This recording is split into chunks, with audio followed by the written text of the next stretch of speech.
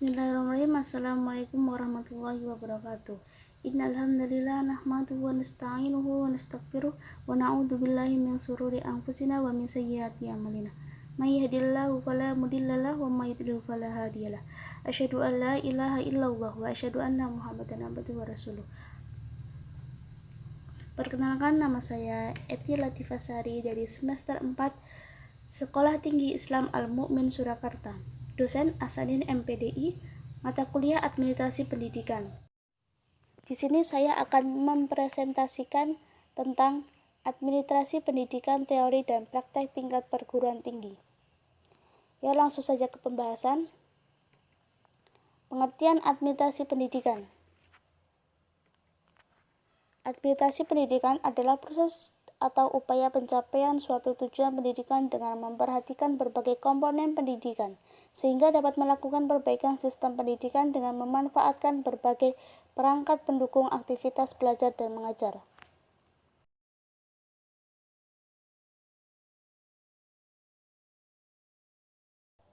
Teori pendekatan administrasi pendidikan. Teori pendekatan dibagi menjadi dua. 1. Pendekatan fungsional. 2. Pendekatan substansif. Yang pertama, pendekatan fungsional. Untuk mengoptimasi tugas dan fungsinya, administrator sekolah harus mengangkat wakil-wakil yang mampu bekerja dengan baik sesuai dengan pembagian kerja. Pendekatan fungsional dibagi menjadi 7 bagian. Yang pertama yaitu merencanakan. Merencanakan merupakan aktivitas memilih dan menetapkan tujuan sekolah. Yang mencapainya dilakukan dengan menentukan strategi, kebijaksanaan, proyek, program, prosedur, metode, sistem, anggaran, dan standar yang dibutuhkan. Yang kedua, mengorganisasikan. Mengorganisasikan adalah suatu proses pengaturan dan penglokasian kerja, wewenang, dan sumber daya di kalangan anggota, sehingga mereka dapat mencapai tujuan organisasi secara efisien. Yang ketiga, melaksanakan. Aktivitas merencanakan dan mengorganisasikan tanpa dilaksanakan dengan baik bagaikan pepesan kosong. Administrator sekolah dan sifatnya harus memiliki komitmen untuk melaksanakan program yang dibuat. Yang keempat, mengendalikan. Mengendalikan merupakan fungsi administrasi yang tidak kalah pentingnya dibandingkan dengan merencanakan dan mengorganisasikan. Melalui fungsi pengendalian, administrator sebagai pimpinan dalam menjalankan organisasi agar tetap berproses pada arah yang benar dan tidak membiarkan deviasi atau penyimpangan yang terlalu jauh dari arah tujuan yang telah ditetapkan. Fungsi pengendalian dalam administrasi mencakup 4 unsur utama, yaitu 1. Menetapkan standar kinerja guru dan staf. Kedua, mengukur kinerja guru dan staf yang sedang berjalan. 3. Membandingkan kinerja guru dan staf saat ini dengan standar yang telah ditetapkan. 4. Mengambil tindakan untuk memperbaiki kinerja guru atau staf kalau ada penyimpangan. Yang kelima, mengkomunikasikan. Komunikasi adalah proses penyampaian pesan, pikiran, dan gagasan oleh supervisor pembelajaran melalui media dan teknik yang menimbulkan efek tertentu. Jadi, komunikasi amat esensial dalam kehidupan komunitas sekolah. Dalam pengembangan tugasnya, kepala sekolah perlu mengkomunikasikan dengan seluruh anggota komunitas sekolah untuk mengajak, memberikan perintah, mengatur, menyampaikan, memberikan dorongan, dan membangun pengertian dari orang yang dipimpinnya. Yang keenam, mengawasi. Pengawasan dimaksudkan untuk mencegah deviasi. Pengawasan yang baik bersifat preventif. Kegiatan pengawasan ini harus dilakukan secara kontinu, objektif, dan akuntabel. Yang ketujuh, melaporkan. Pelaporan merupakan salah satu kegiatan organisasi.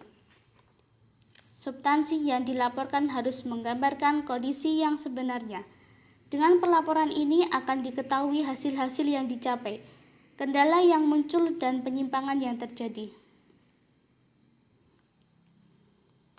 Kemudian yang kedua, yaitu pendekatan substansif.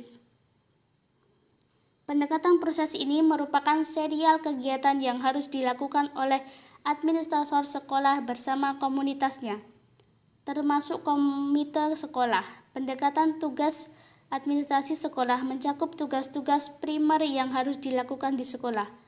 Substansi tugas ini akan optimal jika dilakukan dengan proses yang diorganisasikan secara efektif dan efisien. Kementerian Pendidikan Nasional mengemukakan 6 bidang tugas keadministrasian pendidikan. 1. Bidang akademik. 2. Bidang kemahasiswaan. 3. Bidang personalia. 4. Bidang keuangan. 5. Bidang sarana dan prasarana. 6. Bidang humas atau hubungan masyarakat. Semua bidang menjadi tanggung jawab kepala sekolah atau dekan di setiap fakultas dan rektor untuk tingkat perguruan tinggi. Dalam konteks perguruan tinggi, institusi mempunyai tugas pokok menyelenggarakan pendidikan setelah pendidikan tingkat menengah, yang meliputi pendidikan dan pengajaran, penelitian, dan pengabdian pada masyarakat. Tugas pokok tersebut di kalangan civitas akademika dikenal dengan nama Tridharma Perguruan Tinggi. Untuk mencapai kondisi yang ideal, tentu dituntut adanya insan-insan pendidikan yang memiliki kompetensi unggul. Hal ini telah diatur dalam Undang-Undang Nomor 14 Tahun 2005, Pasal 10 Ayat 1, tentang guru dan dosen, yang dimana disebutkan bahwa kompetensi adalah seperangkat pengetahuan, keterampilan, dan perilaku yang harus dimiliki, dihayati, dan dikuasai oleh guru atau dosen dalam melaksanakan tugas keprofesionalan. Berikutnya, administrasi pendidikan meliputi kegiatan. 1. Pendataan kebijakan, menghimpun peraturan dan menyediakan bahan penyusunan peraturan di tingkat perguruan tinggi. 2. Pendataan dan menyiapkan rambu-rambu penyusunan kurikulum di tingkat perguruan tinggi. 3. Penyusunan kalender pendidikan. 4. Pendataan prasarana pendidikan. 5. Penyusunan daya tampung. 6. Pendataan satuan kinerja pegawai atau SKP dosen. 7. Pendataan evaluasi kemajuan studi mahasiswa. 8. Pendataan perizinan cuti akademik. 9. Penyusunan statistik pengembangan mahasiswa. 10. Memproses bahan untuk persidangan terhadap pelanggaran akademik. 11. Pelayanan perizinan pindah studi. 12. Pengurusan pembuatan ijazah. 13. Penyelenggaraan upacara wisuda. 14. Monitoring evaluasi pangkalan data perguruan tinggi. 15. Pendataan pengemban staf akademik. 16. Pendataan kegiatan penelitian dan pengabdian kepada masyarakat.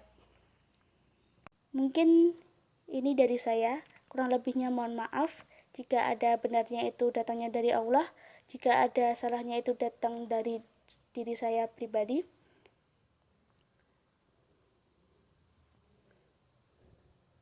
Sekian dan terima kasih. Semoga bermanfaat. Wassalamualaikum warahmatullahi wabarakatuh.